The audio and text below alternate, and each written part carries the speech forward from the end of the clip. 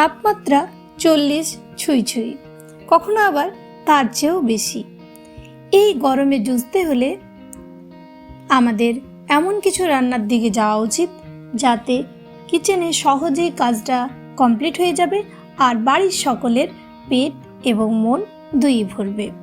আজ এমনই একটা রেসিপি নিয়ে আমি আপনাদের কাছে চলে এসেছি। নমস্কার, ওয়েলকাম টু কুকিং উইথ ইচ্ছে। আর গরমে জোঝার জন্য আমের তো তুলনা মেলায় ভার। কাঁচা আম এই গরমকে বিট করতে একেবারে পারফেক্ট।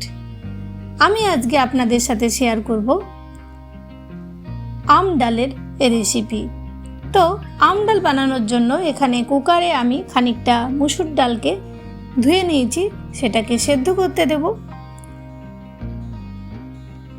अगर मेरी भाषा आपको समझ में नहीं आ रही है तो प्लीज़ देखिए, स्क्रीन के राइट साइड सीसी लिखा हुआ है, उसको प्लीज़ प्रेस कीजिएगा तो मेरी भाषा आपके अपने भाषा में समझ में आएगी।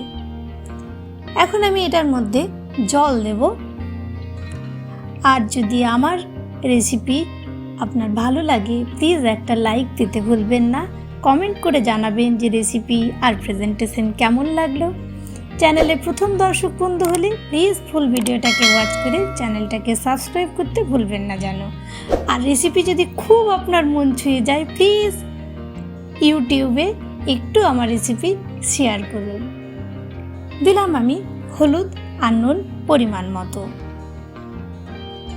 এখন হলুদটা পারফেক্ট হবে কিনা ডালের মধ্যে আমি একটু ঘুরিয়ে দেখে নিচ্ছি। এইভাবে দেখলে কিন্তু নতুনরা বুঝতে পারবেন, তাই আমি এই টিপসটা আপনাদের সাথে শেয়ার করছি। এখন আমগুলো আমি এটার মধ্যে দিয়ে দিলাম। আমটা আপনারা পরিমাণ বুঝে দেবেন যে কেমন টক আছে। আমি এখানে একটা আম দিলাম মিডিয়াম সাইজের। আর এটার মধ্যে যে টক ভাব থাকে সেটাকে ব্যালেন্স করার জন্য আমি একটু এটার মধ্যে চিনিও দেবো। দিয়ে দিলাম আরও একটু হলুদ, তাহলে পারফেক্ট হবে কালারটা। If you don't understand my language then please on CC my all recipe have English subtitle and enjoy my recipe in your own language.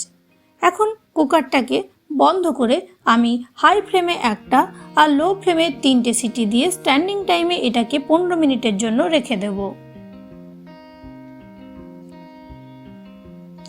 15 minute পরে আমাদের ডাল আর আম খুব সুন্দরভাবে সেদ্ধ হয়ে গেছিল।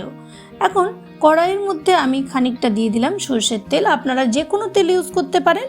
আর এটার মধ্যে আমি দেব সর্ষে, একটু ফোড়ন। সর্ষে ছাড়া কিন্তু আম ডালের টেস্ট খুলবেই না। আর দিয়ে দিলাম একটা কাঁচা লঙ্কা।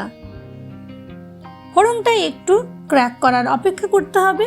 তারপর এটার মধ্যে সেদ্ধ করে রাখা আম আর ডালের মিশ্রণটা আমি ঢেলে দেব। তার সাথেই এই যে এটা একটু ঘন হয়ে আছে সেটাকে ব্যালেন্স করার জন্য সামান্য একটু আমি জল দেব। তারপর এটাকে ঢেকে রাখবো লো ফ্লেমে 5 মিনিটের জন্য। সাথে সাথে কিন্তু ঢাকনাটা দিয়ে দিতে হবে, নাহলে কিন্তু ফোড়নের গন্ধগুলো ঠিকঠাক থাকবে না।